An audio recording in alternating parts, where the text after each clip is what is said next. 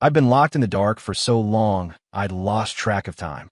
The door finally opened, and the light was a physical blow. Cassandra Thorne walked in. She was dressed in all black, a silhouette against the blinding doorway, and she wore that smile, the one that terrified me. "Ethan?" She said, her voice a low murmur. "Still so stubborn." She crossed the room and lifted my face with her hand. Her touch was cold. I twisted my head away, refusing to look at her. "What is the matter? Is this all the fight an Aegis agent has left?" She taunted. Her fingers tightened, forcing my chin back toward her. I clenched my jaw. "Cassandra, if you're going to kill me, just do it! Cut the theatrics!" "Kill you?" She leaned in, her breath ghosting across my skin. "That would be letting you off easy. No, I want you to stay with me. Willingly." I let out a harsh laugh. "In your dreams!"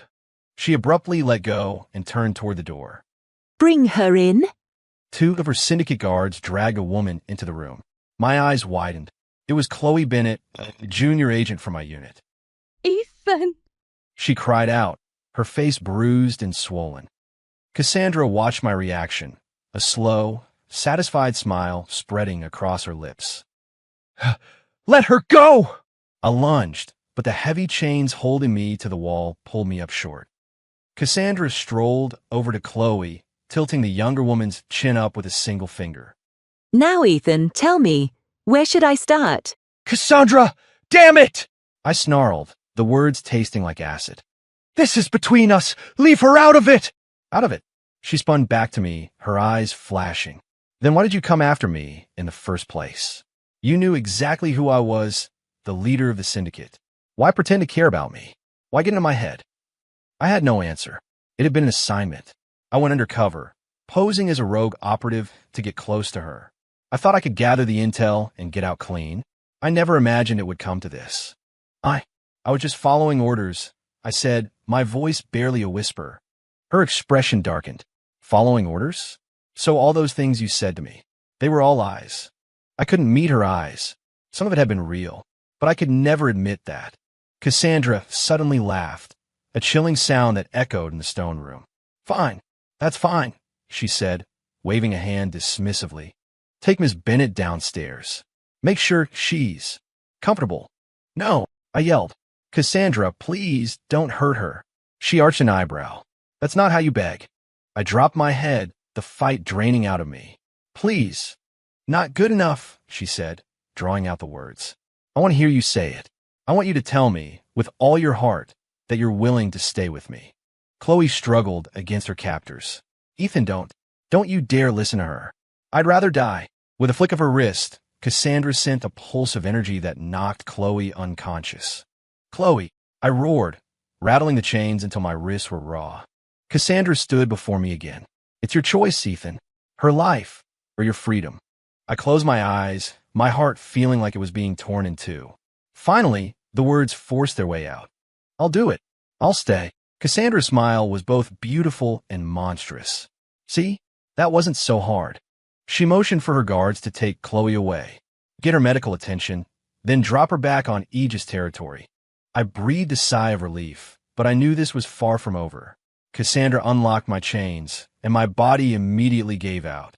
I collapsed to the floor, my limbs numb from being held in one position for so long. She knelt beside me, her fingers stroking through my hair. "From now on, you belong to me." I jerked my head away from her touch. "This is just a deal." Her eyes went cold. She grabbed my wrist, her grip like steel. "I'll make you mean it." The days that followed were a blur of gilded captivity. I was kept in her penthouse suite, a palace of glass and steel overlooking the city. She gave me the finest clothes, the best food, but I was never, ever out of her sight. Every day, she asked the same question. "Ethan, do you love me?" And every day, my answer was the same. No. Each time I said it, she found a new way to torment me. Sometimes it was a syndicate serum that set every nerve in my body on fire while leaving me paralyzed. Other times, she would lock me in a sensory deprivation chamber until I was gasping for air, my mind fracturing. But the worst was when she'd bring in Aegis agents who'd try to rescue me, and she would break them right in front of my eyes. Why won't you just say it? She demanded one day, pinning me against a wall of windows. The city lights a dizzying galaxy below us. I looked into her obsessive, desperate eyes and suddenly felt a wave of pity. Cassandra, you can't force someone to love you. Something flickered in her gaze. I don't care. I just need you here with me. Forever. That night, she came to my room, drunk on whiskey. It was the first time I had ever seen her look vulnerable. Ethan, she mumbled, slumping against my shoulder, her voice thick. Why can't you smile at me like you used to? I froze. The ruthless matriarch of the syndicate was, in that moment, just a broken woman. But I said nothing. She suddenly pulled back, her eyes clearing with a frightening intensity. Still nothing. I remained silent. She smiled, and a deep sense of dread washed over me. Fine, then I'll take you somewhere. She dragged me down to the syndicate's holding cells in the building's sub-basement. And there, in one of the cells, was the last person I expected to see. Leo Sterling, my mentor, my commanding officer. Ethan, what are you doing here? Leo asked, shocked. His gaze shifted to Cassandra. You witch, what have you done to him? Cassandra wrapped an arm around my waist, pulling me close. He's mine now, she purred. Leo's eyes widened in disbelief. Ethan, is that true? Did you turn on us? I shook my head frantically. No, Leo, it's not like that. She's forcing me. Cassandra's arm tightened. Oh, so, if I were to kill your precious mentor, would you hate me for it? My entire body went rigid. Cassandra, don't. She tilted her head. Beg me. I saw the betrayal in Leo's eyes, and it felt like a knife in my gut. Please, I whispered. Cassandra smiled, but it didn't reach her eyes. Instead of releasing him, she signaled her guards to begin their work. I had to watch as they tortured the man who had been like a father to me, and I was powerless to stop it. Say you love me, Cassandra whispered in my ear, and I'll let him go. I gritted my teeth. Never. Leo suddenly cried out, his voice strained but clear. Ethan, don't give in. I'd rather die than see you break. Cassandra's expression hardened. She flicked her fingers, and the guards intensified the torture. That's when I finally broke. Stop. I'll say it. I love you. Cassandra, I love you. The cell fell silent. A brilliant, genuine smile lit up Cassandra's face. It was a look of pure joy, one I'd never seen on her before. She waved her hand, and the guard stopped. You should have just said so from the start. Then, right in front of Leo, she pulled me into a deep, possessive kiss. I closed my eyes, and a wave of humiliation burned through me. When it was over, she kept her word and let Leo go. But I knew this was just the beginning. Back in the penthouse, I shoved her away. Are you satisfied? She nodded, that smile still on her face. Very. I couldn't take it anymore. I raised my hand to strike her, but she caught my wrist with lightning speed. Don't forget, Ethan, she said softly. Chloe may be safe for now, but I can always bring her back. I froze. You promised you'd leave her alone. I did, she said, her thumb tracing my cheekbone. But I'm not above breaking a promise if you misbehave. From that day on, I learned to play the part. I told her I loved her every morning. I even started to feign affection. Cassandra was happy, and the leash she kept me on began to loosen. But in my heart, I knew it was all a lie. I was just biding my time, waiting for the one chance I needed to escape for good. Then one day, I noticed how pale she looked. She was always taking pills when she thought I wasn't looking. When I asked, she'd just say they were vitamins. It wasn't until I overheard her doctor speaking to her in the hall that I understood. Ma'am, the internal damage can't be ignored any longer. If you don't treat it with a compatible life force infusion, I'm afraid. Cassandra cut him off, her voice like ice. Be quiet. Ethan is not to know. I stood frozen in the doorway. Internal damage? What was he talking about? I did some digging through her private network and found it. The report from my assassination attempt. My blade had done more damage than I knew, leaving behind a wound her own syndicate healers couldn't fix. She had been suppressing it this whole time with unstable tech and sheer force of will. So that was it. Her obsession with my love. It wasn't just about possession. She needed me. The energy signature of an Aegis agent, bonded by a true emotional connection, was the only thing that could heal her. That night, my mind was a chaotic mess. When she came to bed, she asked her usual question. Ethan, do you love me? This time, I didn't answer right away. The light in her eyes began to fade. Still no. I looked at her pale face, the dark circles under her eyes. Your injury? I asked. How bad is it? She jerked her head up, shocked. You know. I nodded. Why did you hide it from me? A bitter smile touched her lips. What good would telling you do? It's not like you would have willingly saved me. I fell silent. She was right. If I hadn't known the truth, I wouldn't have. But now, let me heal you, I said. She stared at me, astonished. You do that? I nodded. On one condition. What is it? When you're healed, you let me go. The hope in her eyes died. You still want to leave that badly? I looked away. Cassandra, we were never meant to happen. She was quiet for a long time. Finally, she nodded. Fine, I agree. The healing process worked. My energy was a perfect match for hers, knitting together the damaged tissue and restoring her strength. When it was done, she held up her end of the bargain. She handed me a key card that would grant me access out of the building. You can go now, she said, her back to me, her voice flat. I stood there for a moment, an unexpected ache in my chest. Take care of yourself, was all I could manage to say.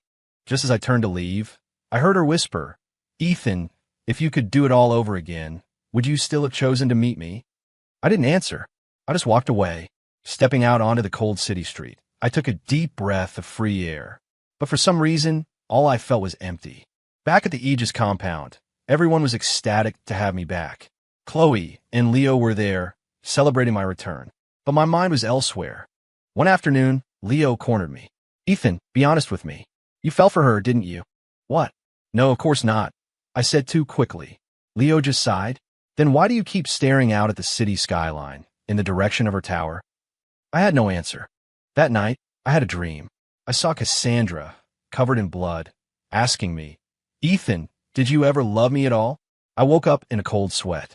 Suddenly, I felt it, a faint, familiar energy signature from the syndicate. I raced outside, but there was no one there, only an envelope on the ground. I tore it open. Inside was a single, typed line. Ethan, I'm pregnant. It was my child. I stood there, stunned, the world tilting on its axis. Just then, the sound of a fight erupted from a nearby alley. I ran toward the noise and saw her. Cassandra, surrounded by a squad of Aegis enforcers. She was clearly outmatched, fighting defensively. Syndicate filth, your reign of terror ends tonight, one of the enforcers shouted. Without a second thought, I moved, placing myself between them and Cassandra. Stop. She's pregnant. Everyone froze. Even Cassandra looked at me, her eyes wide with shock. The enforcers exchanged uncertain glances before finally retreating. I turned to Cassandra. Why didn't you tell me? She gave a short, bitter laugh. And what? You would have stayed for me then. I didn't answer. The light in her eyes dimmed. I thought not. She turned to leave, but I grabbed her arm. Where are you going? She looked back at me. Back to the syndicate. Ethan, since you don't love me, just let me go. I looked into her eyes and realized, with a terrifying clarity, that I didn't want to let her go. I didn't care about the Aegis or the syndicate or any of it. Why else would I have jumped in front of armed agents to save her? Why else would my first instinct be to protect her and our child? But the words still wouldn't come.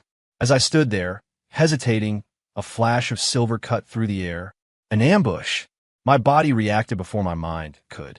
I spun, shoving Cassandra behind me as a blade sank deep into my shoulder. Cassandra cried out my name, whirling around and disabling the attacker with a brutal efficiency. She caught me as I stumbled, her voice trembling. Ethan, are you okay? Looking into her terrified eyes, I finally let the truth come out. Cassandra, I gasped, the pain a dull throb. I think I'm actually in love with you. She froze, and then tears welled in her eyes. What did you say? Say it again. Ignoring the fire on my shoulder, I looked her straight in the eye. I love you, Cassandra Thorne. She collapsed against me, holding me tight. But just as I wrapped my arms around her, a sharp, cold pain erupted in my chest. I looked down. A small, elegant dagger was buried to the hilt in my chest, and her hand was on the grip. She looked up at me, her face a mask of crazed, triumphant love. Ethan, if you love me, she whispered, then you'll stay with me forever. I stared at her, my mind reeling in disbelief. What? She leaned close, her lips brushing my ear. Because I can't risk you leaving me again. My vision blurred. The last thing I saw was her beautiful, broken face, her eyes filled with a love so deep it had become poison. When I woke, I was strapped to a bed carved from a single slab of obsidian. My arms and legs were bound by soft, black silk restraints. A thick bandage was wrapped around my chest, a dull ache radiating from the wound beneath.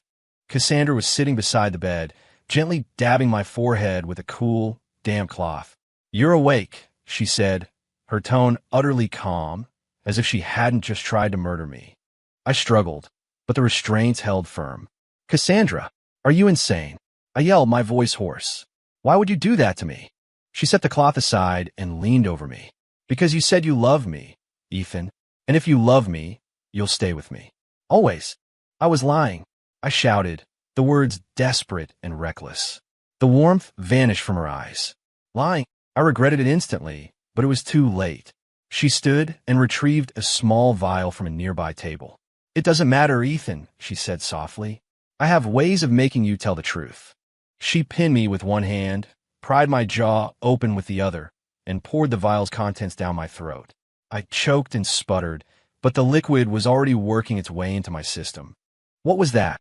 I demanded, fear coiling in my gut. She smiled. "Something to help you be honest." A strange heat spread through my body, and my thoughts grew hazy. Cassandra's voice seemed to come from a great distance. "Ethan, do you love me?" I fought it, clamped my jaw shut, but the drug was too strong. My mouth opened against my will. "Yes." A look of pure satisfaction crossed her face. "There. That's my good Ethan." I hated my own weakness, and I hated that goddamn serum more. For days, it was the same routine. She would dose me, ask me the question, and I would be forced to give the answer she wanted. Each time the drug wore off, the rage and helplessness grew stronger. One day, after giving me the serum, she unfastened the restraints. "Get up, Ethan. I'm taking you somewhere." I moved like a puppet, the drug robbing me of my will. She led me to a rooftop garden, a hidden oasis of black roses blooming under the perpetual twilight of the city. "This is the anniversary of the day we first met," she said, plucking a rose and tucking it into the lapel of my shirt. "Do you remember?" I remembered through a fog. I was undercover as an arms dealer, trying to get close to her at a gala. She had been drawn to my defiance, and I had been focused on finding a weakness in her operation. "You gave me a red rose," she reminisced, her eyes soft with the memory. "You said it matched my lips." The drug forced the truth from me. It was part of the mission. Her face hardened instantly. "The mission," she repeated, grabbing the front of my shirt. "So everything you said, every single word, it was all a lie?" I couldn't stop the words from spilling out. "Not all of it. Some of it was real." Her grip loosened slightly. "What was real?" I tried to stay silent, but it was impossible. "The way your eyes lit up when you laughed. I like seeing you smile." She stared at me. Then her hand fell away, and she gently touched my cheek. "Then why did you try to kill me?" "Because you're the head of the syndicate. And I'm an Aegis agent." She was quiet for a long time after that, before leading me back to the room. She didn't give me the serum that night. When I woke up, clear-headed, the memory of what I'd said made my stomach clench with shame and anger. Cassandra came in with a bowl of soup. "Eat something." I turned my head away. She sat on the edge of the bed and held a spoonful to my lips. "Come on, open up." I kept my mouth shut. She sighed. "Ethan, what you said today, it made me happy." That was the drug talking. She shook her head. "The serum only makes you tell the truth. It doesn't create feelings that aren't there." I had no response to that. She offered the spoon again. "Please, just eat." Reluctantly, I opened my mouth. She smiled as she fed me, and for a fleeting, dangerous moment, I felt a flicker of warmth. Then I remembered. This was my captor, the woman who had hurt me, betrayed me, and bound me to her. A few days later, my wounds had mostly healed. Cassandra stopped restraining me and allowed me to move freely within the penthouse, though her guards were always a discreet distance away. I tried to find out what was happening in the outside world, but her staff was loyal to a fault. Then, one afternoon, a new maid I didn't recognize hurried past me in the hall. As she did, she pressed a folded piece of paper in my hand and disappeared. Back in my room, I unfolded it. It was a message from the Aegis. They had a plan to extract me. I just had to be ready. My heart hammered in my chest. Freedom. Finally. But the thought of leaving Cassandra left a strange, hollow feeling inside me. That evening, she came to find me, looking happier than I'd seen her in weeks. "Ethan, the baby kicked today," she said, taking my hand and placing it on her stomach. I felt a tiny, fluttering movement against my palm and froze. Our child was in there. "Ethan," she said, leaning her head on my shoulder. "What should we name the baby?" Without thinking, I answered, "If it's a boy, Aaron. It means strong." She looked up at me, her eyes shining. "You wanted to have your family name?" I realized what I'd said and immediately shut my mouth. But she was beaming. "Aaron, I love it. And if it's a girl, maybe Hope."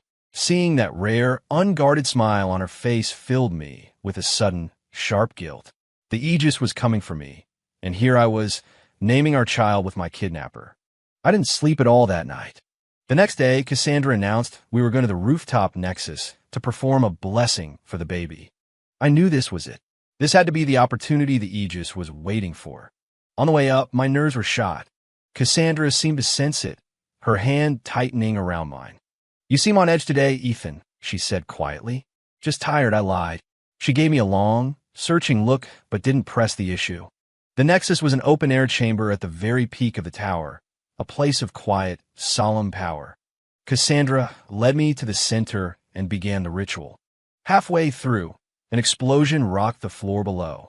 "Protect the matriarch," the guard shouted.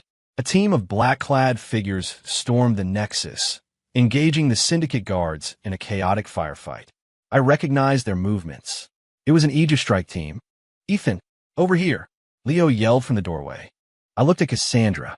She was calm, directing her guards with deadly precision. "Ethan," she turned to me then, her expression unreadable. "Are you leaving?" I hesitated. "Ethan, now? We don't have time," Leo shouted again. Cassandra gave a small, sad smile. "Go on, Ethan. Go back to your people." "Stay here, stunned." "Go," she said, turning away. Before I changed my mind, gritting my teeth, I ran toward Leo. But just as I reached the edge of the platform, I heard Cassandra cry out in pain. I spun around. An arrow was protruding from her side. She was collapsing into the arms of one of her guards. I stopped dead in my tracks. "Ethan, let's go," Leo urged. I looked at Cassandra's pale face, at the way her hand instinctively went to protect her stomach, and I made my choice. I ran back to her side. "Ethan," Leo's voice was a mixture of shock and fury. Cassandra looked up at me, bewildered. "Why did you come back?" I supported her, holding her steady. "Don't talk. Save your strength." I looked over at Leo. "I'm sorry. I can't leave her." The look on his face was one of profound disappointment. He gave a sharp signal, and the Aegis team retreated. Cassandra leaned against me, her breathing shallow. "Why didn't you go?" I was silent for a moment. "Because you're carrying my child," I said. The light in her eyes faded. "Just because of the baby?" I didn't answer. She closed her eyes and said nothing more. Back in her medical suite, the doctor treated the wound. It wasn't deep, but Cassandra remained silent and withdrawn. I stayed by her bed, unsure of what to say. That night, she finally spoke. "You could have left, Ethan." "I know," I said quietly. "So why did you stay?" she asked, her eyes searching mine. I looked away. "I told you. The baby." She suddenly grabbed my hand, her grip surprisingly strong. "Look at me and say it." I met her gaze. "Because of the baby." She stared at me for a long moment, then let go and turned her back to me. "Then go. I don't want to see you again." I was stunned. "What?" I said, "Get out." Her voice was ice. "If you're only staying out of pity, then I don't need you." I didn't move. She sat up abruptly, her face twisted in pain. "Get out." I turned and walked to the door, but as I reached for the handle, I heard a choked sob. I don't know why, but I went back. She looked up, her face streaked with tears. "What are you doing here?" I reached out and wiped a tear from her cheek. "Because I want to be here." She threw her arms around me and cried, her whole body shaking. For the first time, I held her back. We talked for hours that night. She told me about her childhood, about being groomed to lead the Syndicate, about learning to use cruelty as a shield for her own fear. I told her about the strict code of the Aegis, my own ambitions, and the conflict that had been tearing me apart. It felt like we were back at the beginning, before the lines were drawn, before we were enemies. But peace is a fragile thing. The next day, the Syndicate's Council of Elders demanded an audience with Cassandra. They wanted me executed. Matriarch, he is an agent of the Aegis. A viper in our nest. Cassandra's voice was cold steel. He is my consort and the father of my heir. Touch him, and you answer to me. The elders backed down, but their resentment was palpable. After they left, I told her, you don't have to do this. She took my hand. Ethan, I would fight the whole world for you. My heart warmed at her words, but a sense of dread followed close behind. A few days later, a rebellion broke out on the Syndicate's southern border. Cassandra had to go deal with it herself. Before she left, she made me promise not to leave the tower. I agreed. But the day after she was gone, I got an anonymous message. Chloe Bennett had been captured again. She was being held in the sub-basement cells. I couldn't sit back and do nothing. I knew it could be a trap, but I had to get her out. I slipped down to the cells and found her, just as the message said. She was badly beaten. Ethan, how did you? No time to talk. I'm getting you out of here, I said, working on her restraints. But as we neared the exit, a dozen Syndicate guards surrounded us. And stepping out from the shadows, her face a mask of thunderous fury, was Cassandra. She was back early, her tactical gear still stained with dust and blood. Ethan, she said, her voice dangerously calm. You broke your promise. Cassandra stood at the mouth of the corridor, her eyes so cold they burned. Is this what my trust is worth to you? She asked, her voice quiet, which was far more terrifying than if she had been screaming. I tried to explain. Cassandra, Chloe is my friend. They were going to kill her. I couldn't just. So you went behind my back? You snuck into my prison. She advanced on me, each step deliberate and menacing. Ethan, I have given you so many chances. Chloe scrambled to stand in front of me. You monster! Don't you hurt him! Cassandra didn't even look at her. A wave of force emanated from her hand, and Chloe was thrown against the far wall, slumping to the ground unconscious. I rushed toward Chloe, but Cassandra grabbed my arm, her grip unbreakable.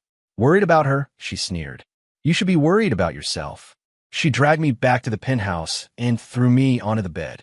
Cassandra, just listen to me. She wasn't listening. She bound my hands and feet with a now familiar black silk. I'm done listening to your lies, Ethan. She went to her cabinet and retrieved the small, crystalline vial. I shook my head, my blood running cold. No, not that again, please. She pinned my head with one hand. You don't get to choose anymore.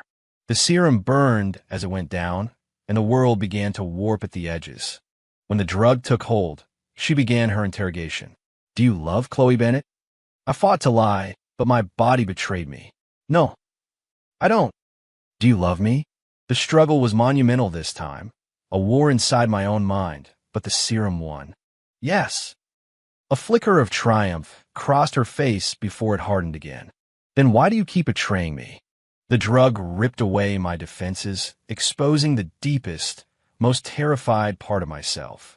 Because I'm afraid of what it means to love you, afraid of betraying everything I've ever known. Cassandra froze, her hand falling away from my face. What did you say? The confession poured out of me, uncontrolled. I fell in love with you a long time ago, but I'm Aegis. I can't love the matriarch of the Syndicate. She just stared at me, her expression a maelstrom of conflicting emotions. Suddenly, she gasped, her hands flying to her stomach as her face went white with pain. Cassandra, what's wrong? I yelled, forgetting I was tied down. The baby. She grunted, her voice strained. I think it's coming. Early. Panic seized me. Someone get the doctor. But she shook her head, fumbling for another vial. First, the antidote. Her hands trembling, she managed to pour the antidote into my mouth before pressing the button on her nightstand to summon her medical team. As the serum's effects receded, my own panic intensified. The doctors rushed in and helped Cassandra into the adjoining medical suite. I was left behind, still tied to the bed. Let me go. I need to be with her. I shouted. A maid scurried in and untied me. The matriarch's orders, sir. She wants you with her. I burst into the suite to find Cassandra on a birthing bed, her face slick with sweat. She saw me and reached out a weak hand. Ethan. I rushed to her side and took it. I'm here. The labor was long and agonizing. I never left her side, my own heart clenching every time she cried out in pain. Finally, the sharp cry of a newborn filled the room. It's a boy, the head physician announced. But in the next moment, Cassandra began to hemorrhage. We're losing her. Her pressure is dropping fast. I squeezed her hand, my voice cracking. Cassandra, stay with me. Please. She was ghostly pale, but she managed a faint smile. Ethan, what you said before, was it true? I knew what she was asking. It's true, I said, my voice thick with emotion. I love you. I've loved you for a long time. A tear slid down her temple. Good, to finally hear it. From you. The medical team worked frantically, but it was no use. I knelt by her bed, a kind of fear I had never known consuming me. Cassandra, don't leave me, I begged. Don't leave us. We have a son. She shook her head slightly. I am sorry. Ethan, for everything I did. To you. I kissed her hand. It doesn't matter. I forgive you. Just live. Please, just live. She smiled one last time, a peaceful, tired smile, and then her eyes drifted shut. Cassandra! I screamed. The physician checked her pulse and slowly shook his head. She's gone. The blood loss was too severe. We did everything we could. I gathered her cooling body into my arms and wept. It was only then, in the crushing silence of her absence, that I finally understood how completely I loved her. This fierce, broken, obsessive woman who had turned my world upside down. A week later, I stood before Cassandra's grave, holding our son. The syndicate elders stood behind me, their demeanor now respectful. Mr. Vance, one of them said, according to the matriarch's final directive, you are now the acting leader of the syndicate. I shook my head. This isn't my world. I'm taking my son back to the Aegis. The elders exchanged uneasy looks, but didn't argue. At least honor her by completing the 7 days of mourning. I agreed. On the 7th night, as I was standing vigil, I heard a familiar voice from the shadows behind me. In such a hurry to run away with my son, I whipped around. Bathed in moonlight, pale but very much alive, stood Cassandra. You're not dead, I whispered, my mind unable to process it. She smiled. Did you really think I'd go down that easily? It was just a little test, to see what you'd say when you thought I was gone. A white-hot rage surged through me. You lied to me again. She stepped closer, reaching up to cut my face. But this time, I heard what I needed to hear. I should have pushed her away. I should have walked out. Instead, I pulled her into a desperate embrace. Don't you ever do that again, I choked out. I really thought I'd lost you. She held me just as tightly. I am sorry, Ethan. I promise. That was the last time. It had all been a ploy. The hemorrhage, the doctors, her death, a perfectly orchestrated play to get to the truth of my heart. Why? I asked, pulling back to look at her. Because I had to be sure, she said, her eyes searching mine. I had to know that you loved me, not just the mother of your child, and that you weren't just staying out of guilt. She confessed that hearing my real confession had changed something in her. She knew she couldn't keep me as a prisoner anymore. You're free, Ethan. Genuinely free. You can take our son and go back to the Aegis. I looked at her in astonishment. You'd really let me go? She nodded, though her eyes were glistening with unshed tears. Love isn't a cage. I finally understand that. The next morning, I stood at the edge of syndicate territory with our son in my arms. Cassandra was there to see me off, her composure a fragile mask. Name him Aaron, she said. Like you wanted. I walked over to her. Don't you want to hold him? She took the baby from me with reverent hands, pressing a soft kiss to his forehead. Then she handed him back. Go, before I regret this. I turned and took a few steps, but then I stopped. I looked back at the woman in black, standing alone at the gate, trying so hard not to cry. And I walked back. Cassandra, I said, my voice steady. Will you come with me? Her eyes widened. What? Come back with me. We can be together. She shook her head. The Aegis would never allow it. Then let them try and stop me, I said, my voice filled with a certainty I had never felt before. I'm not leaving you again. Tears finally spilled down her cheeks as she collapsed into my arms. In the end, Cassandra abdicated her leadership of the syndicate, placing it in the hands of a trusted council. She came back with me. The Aegis was in an uproar at first, but faced with our unshakable resolve, and the presence of our son, they eventually, grudgingly, came to accept it. We built a new life for ourselves in a quiet house on the neutral ground between the two territories, a place that belonged to neither and both.